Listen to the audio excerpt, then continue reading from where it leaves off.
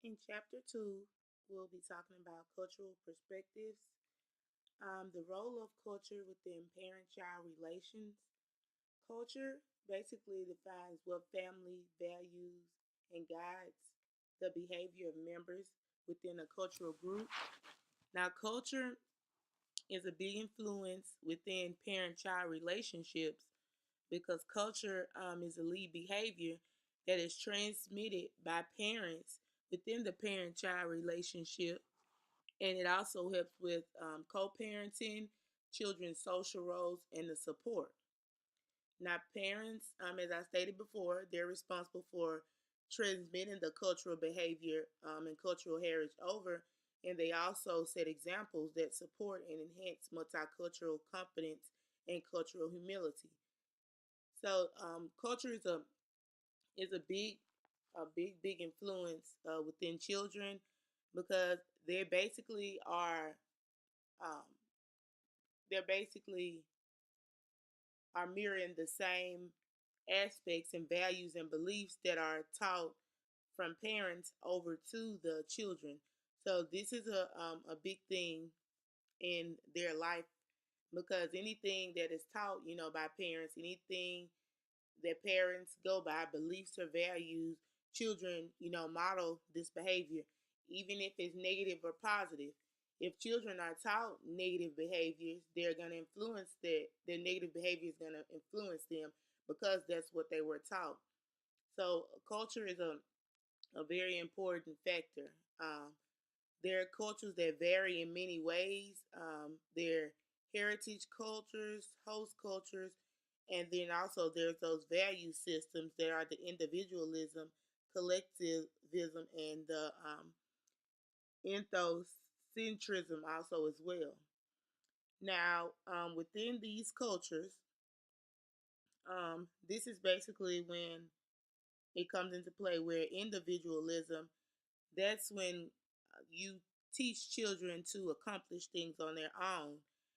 And collectivism is basically that interdependence where parents teach those children to basically fit in and adapt to the other cultures around the world and basically in the groups that they're in at the moment. So that's a big factor in like just adapting into life and things. Now, parents are very responsible for teaching children the cultural heritage and basically all um, cultural ways that parents teach children. They're all the same. They're basically all the same because they're going through those same. They're teaching them their different values, basic beliefs, and they're teaching them all those concepts. But within like the child rearing phases, all child rearing phases are different. Now, also a pretty cool thing that I read also when I was reading the chapter was the United States. Basically, when they get into the United States, others who come to the United States, when they get there, they have their own values and beliefs, but they also counter in values and beliefs that are also taught like within the United States. So that's basically a cool thing because it's not that they're basically getting away from their culture, but they're also just they want to learn new things and incorporate new things also, within their lifestyle as well, and that goes along a lot with the collectivism in that type of field. That's very important, and it's very cool because basically they're giving it a chance, to basically learn others type of culture, and they're incorporating that into their lifestyles and things as well. Now, socialization is what parents do to teach children to conform to social rules, acquire personal values, and develop attitudes and behaviors that represent their culture at large. Now, the socialization phase usually begins within the toddler and preschool phase. Um, Socialization begins there because parents play an active role, and if they are caregivers, and basically play an active role in teaching the children how to socialize.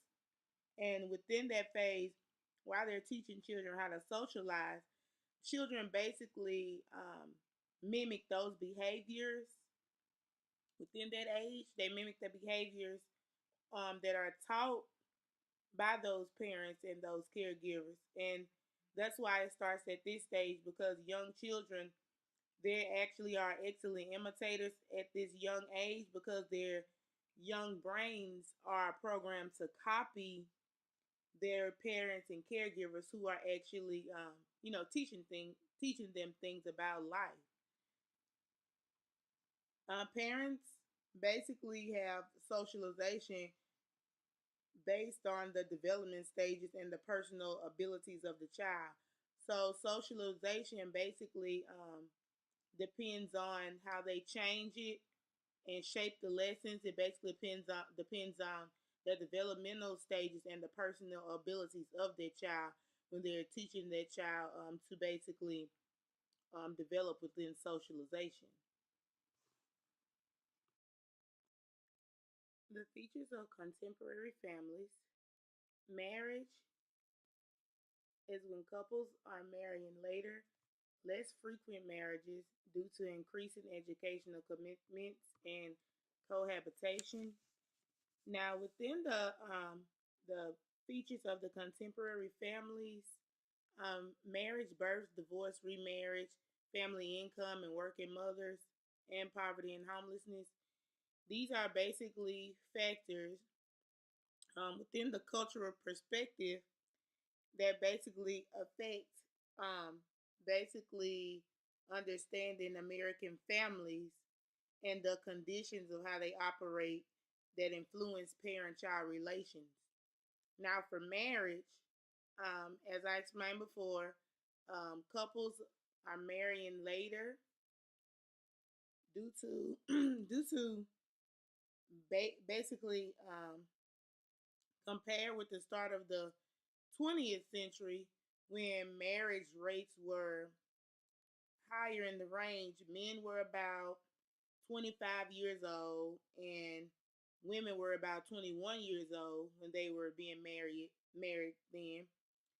In relation now, you have when the men are basically about 27-year old, marrying men now are 27 years old, and women are about 25 years old now that are marrying. So the couples basically are marrying later now, and also there are less frequent marriages due to increasing educational commitment and cohabitation. So there have been important changes in marital events that basically affect the formation and the assumption of parenting roles. So you have a lot of couples who don't get married or are later are marrying later because they basically don't want to take on that extra responsibility. And these marriages, when they marry later, it basically contributes to delayed childbearing, smaller families, and greater marital stability. So right now, like within society now, we have a lot of later marriages, that are going on now. And basically, later marriages affect the long term effects of marriages. So that's what we're kind of dealing with now in society, based on back in the start of the 20th century when they were marrying earlier. We're basically marrying later now. Now, within the birth, the number of births to unmarried women have basically increased, and the number of births to adolescents has decreased, but the number of birth overall is still remains the same. So, birth, it's still basically, the increasing factor. It still stands about right within the birthing period. Babies are basically still, well, they're still like in the same stable way within birth. But within the Asian and the Hispanic women, they are the highest women in the ethnic groups who basically have high fertility rates. And basically, they're the ethnic group who has the most children in compared to any other ethnic group. So they're the highest within the ethnic group phase. Now, as far as divorces, divorce rates have stabilized. Fragile families are at higher risk, and divorce has lost its social stigma. So basically, divorce tends to increase based on the length of the marriage. You have most of the divorce rates are between the ages of 50 and 59. Those are the pretty much the basic age groups where divorce is very high within the age within that age group. Um, Basically, those higher divorce rates they also tend to occur in fragile families, families that have issues with poverty, unemployment, maybe children with disability, or basically when those families are just at a breaking point of the family system and they basically can't just take anymore. So those are basically within those families that have those um, divorce rates. Those are the families within that stage period.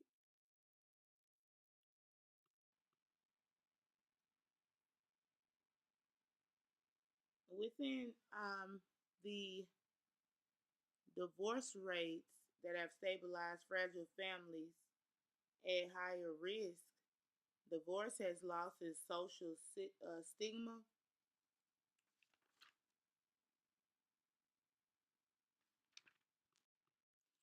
Now, within remarriage, remarriage rate generally declining since the 1960s, and remarriage creates blended families. Now, remarriage basically occurs within those individuals who leave a first marriage. They're more likely the ones to remarry those who are just within a first marriage that have been and they've been divorced. Now, as the statistics show, remarriage basically occurs within the about 3 years of those who are divorced, and more than likely within the racial group identity, Caucasians are more likely to remarry more than African Americans are. For many individuals who do remarry, it creates blended families that increases the likelihood of co-parenting and the step parenting. So that's within the remarriage phase. Anytime that they remarry, so normally most of the time in remarriages, the statistics also show that about 5% of children they do live within families that are living in like step families. So a majority of the children within the United States, they are products of step families living in step families with individuals. Now, with family income and working mothers, employment of both parents has become the norm, which can affect child care arrangement, family finances, and etc. So within when both parents are employed, they basically encounter challenges within the family life, which in it concerns housework, child care and child rearing, extracurricular activities during personal and leisure time, health care, and the amount of attention that's devoted to the marital relationship. So, majority of families who basically when both parents work, it basically affects all of those things and just basic life activities. When both parents work, that does affect basically the type of lifestyle that they live and the type of rituals that they form in their families. Now, that's why you see a lot of parents who may be either stay at home moms or stay at home dads because it basically balances out their life. You have children who are in extracurricular activities, so that basically leaves one parent who's there to commit themselves to save more money as far as like child care arrangements and making time for extracurricular activities for those children who are in different things. That's why most of the time you're seeing at least a stay at home dad or a stay at home mom who basically it's like they balance out the family and the family rituals that are inside of the family. Yeah, because the employment of both adults in an intact family produce ripples effects in other areas of family life, also such as, like I said, the child care arrangements, after school, the division for household chores and responsibilities, and choices pertaining to the family's finances. So all of those issues do affect. Now, within the working mothers, there has been an increase of the number of married women in the labor force who have started working. So most of these mothers, that's in like the largest amount of the parents who work, they mostly go back to work when their children reach that age of when they're able to go back to school. So the largest amount of parents who are of mothers who are married, that work are in between the ages of 6 and 17. So that's the highest rate and amount of women that you see who are working mothers within that time frame. Within poverty and homelessness, recent feminization of poverty, increase in number of working poor. Now, within poverty and homelessness, there are almost about 18 million children, or 18% of all American children, who live in families affected by poverty. The highest amount of poverty families that you see are basically in the single parent families. You have these single mothers who are trying to work and they are trying to meet the needs of these children, but they have such large families. They're the most affected ones in this area. Now, many of the causes of homelessness, as well as complexity of providing solutions to end this status, represents a serious challenge commitment that are trying to reintegrate homeless children and families into the mainstream of American culture.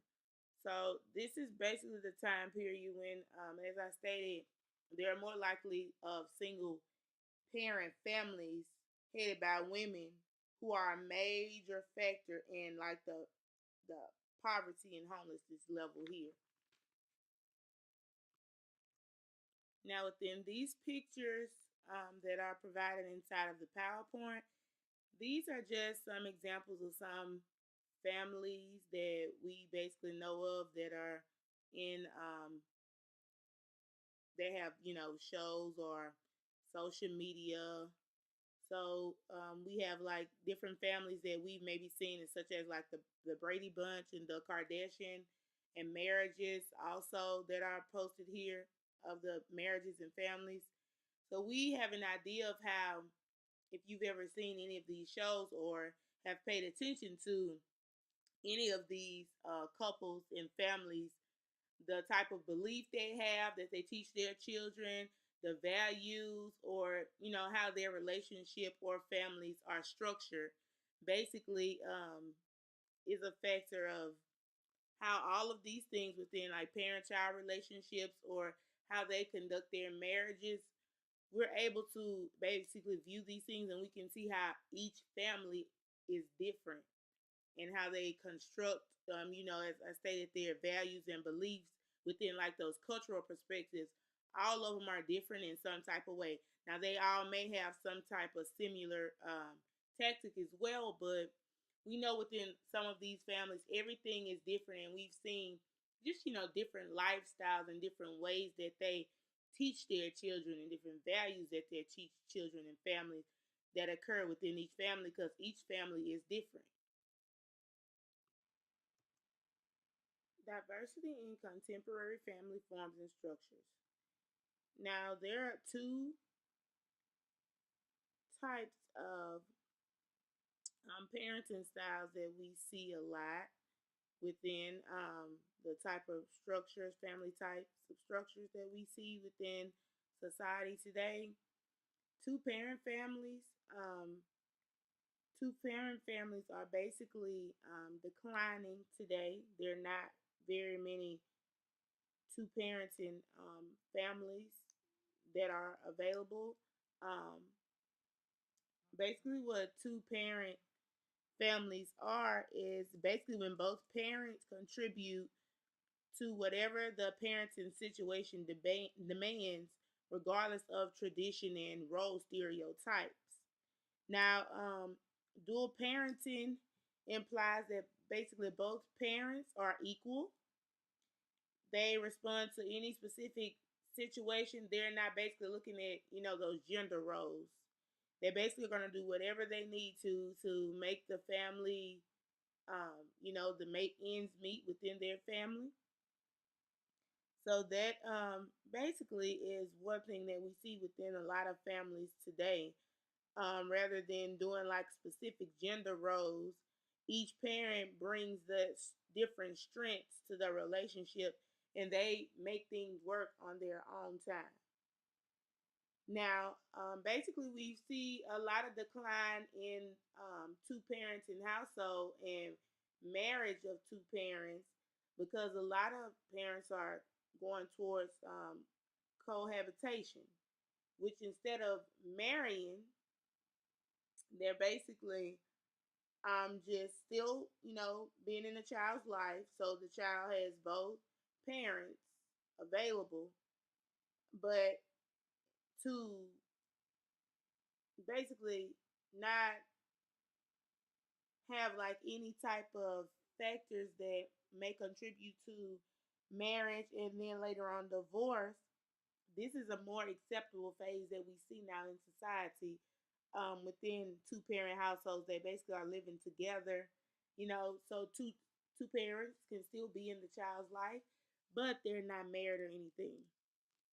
Now within the single parent and binuclear families, one of the most more common types of families in the United States is the basically the single parent that we see. Now, as I stated before about the two parents, when I was explaining the two parent families, the binuclear families, there are to children who have access to two parents, as I stated before, but two parents who usually um, are just, parent. They're there for their children. They're not married, but they're just there for their children, in the household, so their children can have both parents in the household to learn from, to have their father figure and their mother figure. Now, most of the families usually result from divorce that are basically in the binuclear families. That is the most top reason why there are more binuclear families, because it usually results from divorce, but many of it is just from, unmarried individuals or the death of also one of the parents as well within that society also. Now, single parent families are also families who are usually headed by women. Um, as we see majority in the world today, majority of those single parents are single women are who lead those single families in the world. So that's kind of a norm that we see. But also, as we know, most of the single parents the single mothers who lead these families, they face a lot of financial difficulties who lead these single parent households in the world today. Now, the quality of life is a major issue for many of single parents because it can lead to the single parenting household or by nuclear families. It could be by any type of disruption in the family, divorce, and also any type of stressors. A lot of individuals basically feel that they don't need to be married, and that's why we have a lot of families who just cohabitate for the children because they want to avoid any type of problems or any type of issues as far as leading to divorce or anything. So they just feel like the best thing to do sometimes is just still be that father, that mother figure within children's lives, but they don't feel that marriage is needed. Diversity in contemporary family forms and structures. So, within military families, they basically face many unique challenges. Within military families, they're basically co-parenting at a distance. Um, they go through a lot of unique challenges and many stressors within military families because military life is characterized by some unique qualities that affect marital and family functioning. It does affect the children in different ways, and it affects the wife or the mom, and also the dad, or basically whichever parent is basically being deployed at the moment. It basically affects any of the individuals in that military family. Now, within the military family, the main thing is they basically worry about the family member who is being deployed. That's the major thing within military families, and it's basically called an ambiguous loss. It's basically an ambiguous loss is when the temporary loss of a family member is basically when they're deployed, and it can be combined with the risk, threats, and vulnerabilities associated with injury or permanent loss of life. So, ambiguous loss is what military families go through when individuals are deployed over. There are actually more than about 400,000 military dependent children who have been affected by, the injury of their parent or the death or the illness of any of those individuals who are deployed. Now, many of those, like families who are of deployed individuals, they mostly have children who are under the age of 5 years old. So they have most of them have very young children when they are deployed. Basically, deployment also it basically is the factor that supports enhances the stability of the family also as well when individuals are deployed also. But many military personnel as well as their families face adjustment when the family members return from deployment. So after many of those individuals return from deployment, as we know, there are a lot of military individuals who come back and they face like post traumatic stress. They have injuries, or it's like they have to readjust to the whole family's lifestyle. So that's a thing within military families. It is kind of hard, for everyone to get back to adjusting when they've gone and when they also come back after being deployed. So that's a major factor within families, and they struggle with those stressors to basically improve that life. Okay, now within blended families are basically formed when at least one parent of the adult partner remarries. It includes children of one or both remarried adults. Children may have a biological as well as step parent. The challenges it may include are complicated extended family network, difficulty establishing parents and step parenting roles, and unique developmental tasks involved in forming a new and cohesive family identity. So within blended family, we know most of blended families are headed by women, and most of the vacant adult roles that are within the blended families are when they're blended by males, when males are basically filling that vacant spot within blended families. Now, blended families do go through a lot of different things because it involves, that one child or more children who are basically from, previous marriages or previous couples. Now, each individual, the mom and the man who's filling that vacant, spot within the blended family, they both may have children. So, when they blend those families together, there may be different. Most of the time, majorities, as it shows, like it says, the challenges that it may include.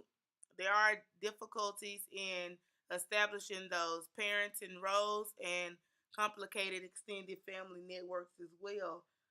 So, there may be a lot of those children who feel that they don't need to respect the um, the grown up or the step parent who's filling that vacant role because they're so used to their biological parents being around.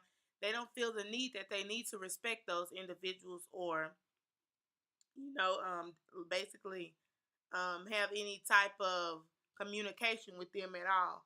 So those are major factors in blended families within those roles. It's just difficult in establishing, a relationship with the step parenting roles also as well in the family, just to create a new cohesive family identity. There are a lot of factors that go along in blended families to basically get to that point in the level, to basically form new family identity with blended families. Now, families with nested adult children, families with nested adult children, this basically is when adults children return to their family of origin. So many of these nested families with adult children occur within the ages of 18 and 30, and they also think that at some time and point, everyone will return to their families of origin at some time and point of life. It may not be between 18 and 30, but that's just a larger, basically in the within the United States, that's the larger age frame when adults usually return home to their families. Now, the renested families, they do occur primarily when young children experience some type of economic or personal tradition of life event. There may be issues where they've lost their job, they've been divorced, or they turn to their family for just support. Now, a lot of times, I've seen when a lot of families with nested adult children have came back when parents are also sick. They've gotten sick. Where they have to have that point in time where they have to move back home to help those families and to help those parents financially and physically within any time parents may get sick or things may occur within their family or lifestyle and they have to move back home. Now, within the families with rented adult children, new boundaries are basically set within parent-child relationships at that time period because it's more as of the children are back, helping those families and parents feel more positive when the children move back home because especially if they're helping within the household financially, it basically forms a more positive relationship and a more positive lifestyle. Now we're also known within this section about the sandwich generation when parents are responsible for offspring as well as their own parents. That was what I was explaining at first when a lot of individuals move back when they're looking after their own parents or helping their own parents. I've seen before where, where parents, as they get older, either a lot of families either move back home to help their parents or they'll take in their parents and their parents will move with them. So that's basically what we are calling in the parent generation. Now, within kinship families, which are custodial grandparents and grandchildren, this basically is our families that include grandparents and other extended family members who are caring for related children. Now, normally we saw a rise in this amount of kinship families within the 1990s. This is where the most increasing rise of the kinship families basically started. Now these families are typically involved when grandchildren live with grandparents who maintain households, although it includes extended family members who are also caring for those related children. Now, within the kinship families, um, most of the time, these are families when grandparents take in their grandchildren who may come from parents who are either incarcerated, parents who may be deceased, or parents who may have had drug abuse problems. And instead of putting those children into foster care, they basically take in and nurture and provide for those children instead of providing them in unfamiliar places and unfamiliar circumstances. Now, majority of the time, this is basically a stressor for grandparents, especially with grandparents who are older and they have those grandchildren with behavior problems, or there's also an issue for the grandparents who are already kind of living in poverty, who have to seek those financial benefits to help the children as well. So it's kind of like a stressor for those grandparents as well. But these grandparents, majority of the time, instead of having these children in unfamiliar places and providing them in bad circumstances, they'll rather just basically take these issues in, and they'll basically take their grandchildren in to avoid any more issues also. Now, many of these grandparents, they're not basically or really stable to provide for these families. Many of these grandparents, as we know, they haven't even completed high school yet, or may not be aware of how to guide children's education experiences, but they do whatever they have to do to keep the family together and to provide for these children. They're going to do whatever it takes to provide for their grandparents and the grandchildren also. Ethnic diversity and contemporary families. Ethnic identity influences the organization and functionality of family systems. Now, within ethnic diversity, it is a part of the socio-cultural, economical, logical system in which we live in. The ethnic diversities encompasses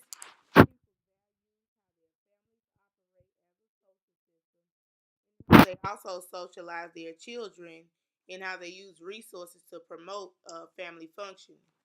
Now, within the multiracial and ethnic families, also as well as the newly arrived families who have immigrated to the United States, there are some perspective ways where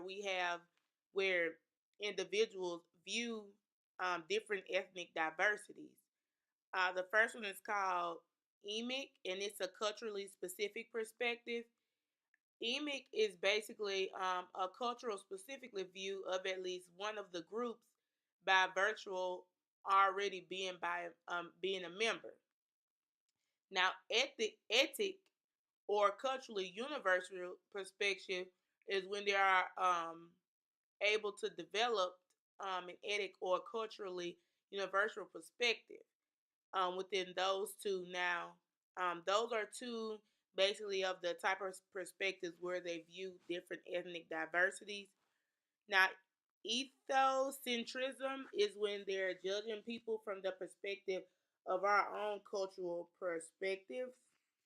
So it's basically when you have like basically your own inputs and opinions, and they're basically judging each other based on their own cultural experiences and the individual's cultural experiences as well. Now, ethno-blocking is the process of describing the American population in terms of five major ethnic ethnicities. Now, within the ethno-blocking, it's also referred to as a hyphenated Americans because each group tends to be described by hyphenating or linking these Americans to original geographic and ethnic groups. So this is a way that they are actually, actually how they view the ethno-blocking phase as well.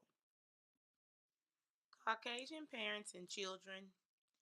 Now, within the United States, included just over about 72% of the population of Caucasians are in the United States.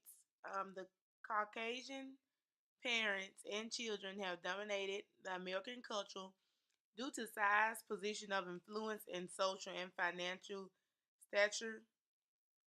Now, as we know, Caucasian persons and their families have dominated the American culture for a number of reasons, and in a number of ways, as far as within the ethnic groups, and also holding positions of power, also within the communities as well. Now, they also do hold a major influence within the middle class families and structures. Middle class values continue to play a huge part in providing template for parenting success. Now, within the middle class parents, within the Caucasian parents and children, we see that middle class is the most influential because it's different based on the child rearing patterns and techniques, the use of harshness, emphasizing that children must delay gratification of their immediate desires, the learning and the work ethic that they started in the early age, the valuing of education and earning a high school diploma and going on to college, and also valuing and demonstrating the cleanliness and neatness in one's personal life. So these are all influentials that we have within the middle class stage within families. Now, consumerism of middle class Caucasians is also provided as a model of parent-child relations, and there are two type of parent-child relations that are displayed, which are cultural universalism and cultural relativism, also as well. And these factors are ways that families provide models within the child rearing stages within the way that Caucasians parents do, present child rearing to their children. Hispanic parents and children. Now, within the Hispanic parenting, um, Hispanics are the fastest growing ethnic group. They are the largest number of children per family and more likely to live in large families of four or more parents. They also have the greater tendency to experience substandard educational levels. Religion plays a significant role in daily family life.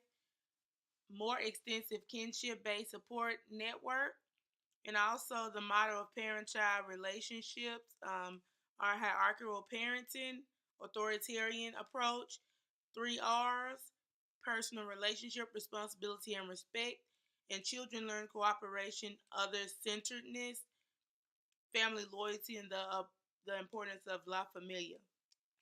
So, within the parenting of Hispanic children and families, their parenting style basically is combined with emotionally warm support for children within the context of demanding exceptional respect for parents and others, such as extended family members. Now, within the Hispanic phase, they also go by those three R's of family values. And as I was just when I was going through just the outline first of it, the personal relationship, respect, and responsibility. These are known as the importance of family values that they instill in Hispanic children. So they also are taught these based on their family values also, so the children can also learn basic cooperation and centeredness in their family relationships. So that's why they are taught these family values within that time frame.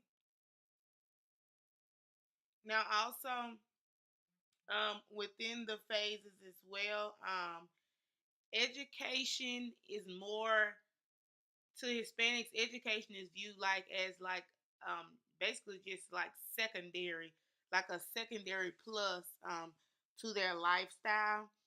Um, Education basically serves as an additional motivator for fueling the desire to immigrate to the United States from other countries. So it's basically like assigned like a low priority. They want to learn things, but education is not something that they really feel like it is a requirement. It's basically like just an additional, I guess, learning phase of information that's added on to their life. So, with education,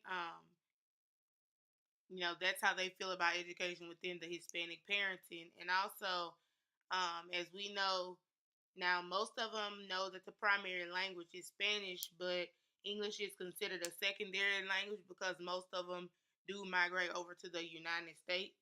So that's considered as a secondary language as well for them. Okay, within African American parents and children, marriage is less likely between adults. And there are also a larger proportion of female-headed family units. Within the African American families, um, they're normally headed by females who are within the single parent family structure who normally, face those issues of poverty, also as well, and financial struggles.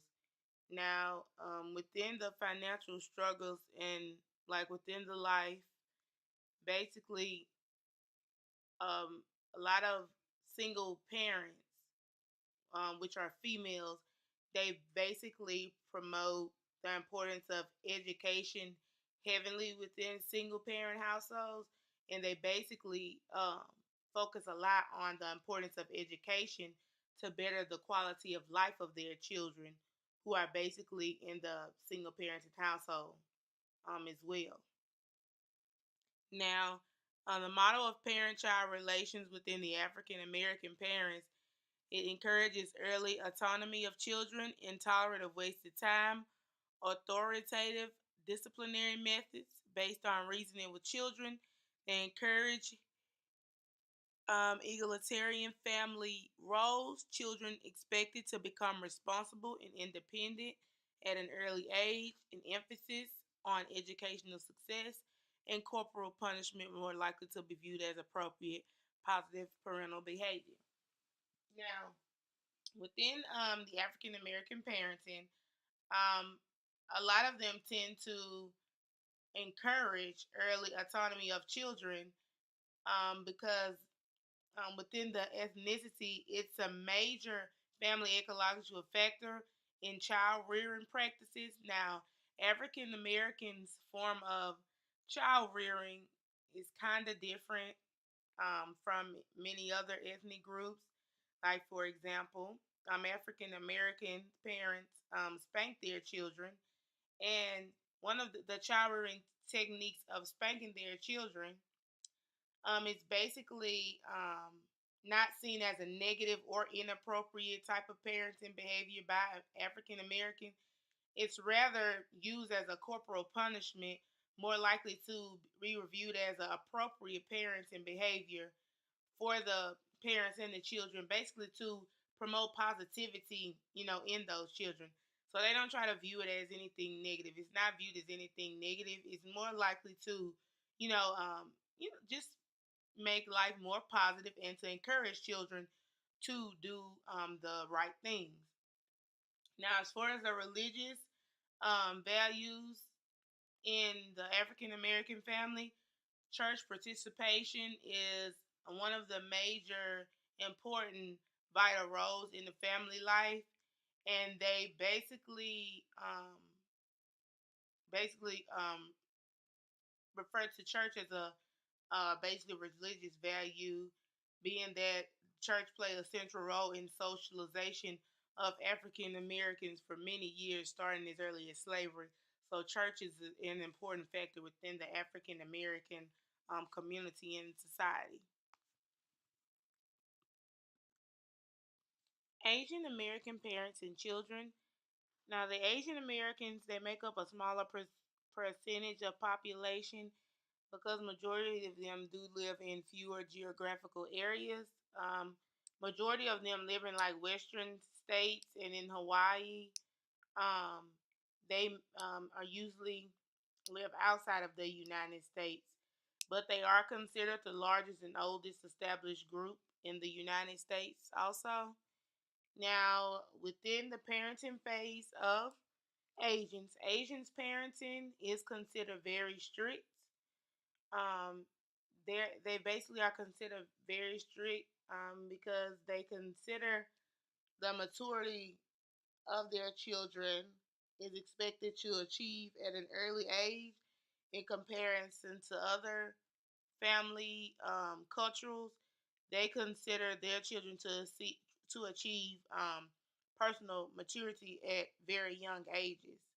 Now, also, they don't tolerate negative behaviors at all, or such as physical or verbally aggressive behavior. And the older children within the Asians are expected to serve as good role models for the younger siblings. Now, as we all know, Asians take education very, very seriously. Education is highly valued among Asian Americans. Majority of them all are expected to have completed 4 years of college or more um, within the years, of receiving education.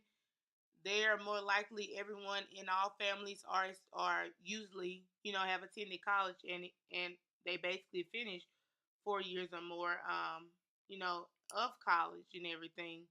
So these families they vary education a lot, very much so. It's very important to them. American Indian and Alaskan Native parents and children. Now, American Indian and Alaskan Natives are considered to have high fertility rates, large number of births to single parents, prevalence of households headed by women, high rates of unemployment, substance abuse, and related disorders as well. Now, typically, children are viewed within the Asian American and Alaskan natives as treasured gifts. They're considered as treasured gifts, and they are basically discovered using characteristics to determine his or her place of the child within what tribe.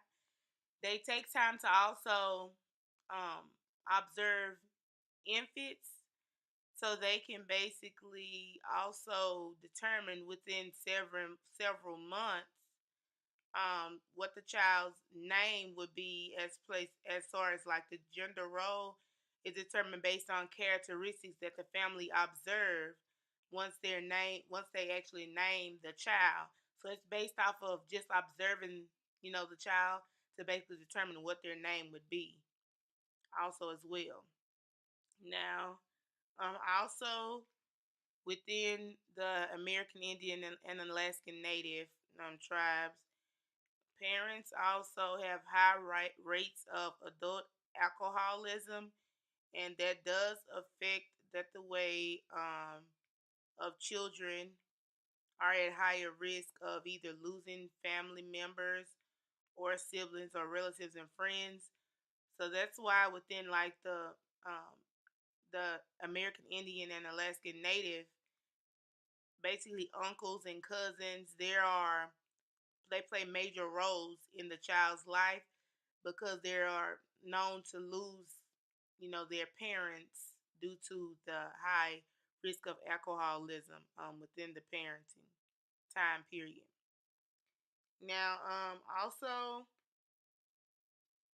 their parenting style is most combined with nurture, with control and guiding children's development. So they basically, teach children based off of their nurture and providing to maintain just a sense of unity and cohesiveness within the tribal intermediate groups. Now, contemporary American Indian and Alaskan Natives, the parents also usually teach their children traditional values based on practical application of personal belief systems. So basically, the children are taught to just be in touch with their values and beliefs that they're taught, and also are known to learn how to make their own decisions and their independence within the tribes and the heritage as well. Multiracial and interethnic parents and children. Now, multiracial and interethnic parents, this rate has increased significantly over the years. The amount of multiracial and interethnic marriages has increased partly as American society desegregated and an increase in socioeconomical um, opportunities. Now, these parents and marriages and families within the group, they don't seem to have as much issues as people may think. I know a lot of people probably would think like their different cultures and things would clash, but basically these families basically they work together and they basically combine their beliefs and values within their life, and they basically make it work out. Now they basically all have very positive outcomes in within teaching children, and also within the efforts of parents to provide the support, encourage activities that build ethnic identity, and expose their children to effective adult models. They basically, encourage their children with all of the correct positive things, and they have great outcomes. And these children have also resulted into great outcomes within multiracial and interethnic families. So they have produced great outcomes within those children. They don't have too many issues at all within these type of family, multiracial and interethnic families. They don't have too many issues in their families. Immigrant parents and children. Now, within the immigrant parent and children, there has been a large number of immigrants who have basically entered into the United States. Now, they basically come over and enter over to the United States to basically pursue their dreams and for freedom, um, to have the personal wealth and happiness among these individuals. Now, also within entering the United States, this has given them strength to the diversity of the American culture. They want to experience new things, and they are basically interested, in just um, wanting to live the American lifestyle. Now, also, they do encounter some economic difficulties within the immigrant parents and children, and they also occur, having many language barriers as well as to coming over to the United States and getting used to certain things as well. Now, parent-child relations, they may be strained by the negative family ecological factors, and they may have problems, just in basically getting adjusted to the American type of lifestyle that they would have coming over to the United States. Now, the only thing the parents also encourage educational achievement and success to their children, and they encourage the educational achievement and high levels of education so they can become good citizens of their new country. But immigrant children, they do experience also a lot of problems when they come over to the United States. They have a lot of issues with reconciling with traditional, their traditional values and standards, and also mixing in like the American society's heritage and ways and things that are done over in the United States. So they have a major difficulty in combining the both of those values from the values that they are known of and that they have, with also incorporating the American values as well. So that's basically a major issue that they have within the immigrant parents and children. So that basically wraps up the end of chapter two's information. The cultural perspectives, um, it's just amazing how we know that a lot of the cultural perspectives, um, we all have some type of influence, or we're all in some type of ethnic group and cultural perspective. And it's just amazing how we can view all of these things, as we can see that are, in our lifestyles and things as well. So this chapter was basically just a great chapter on insights of different parent-child relationships and how those cultural perspectives affect the parent-child relationship. So it's very interesting to read along with all of these things. So that wraps up with chapter two.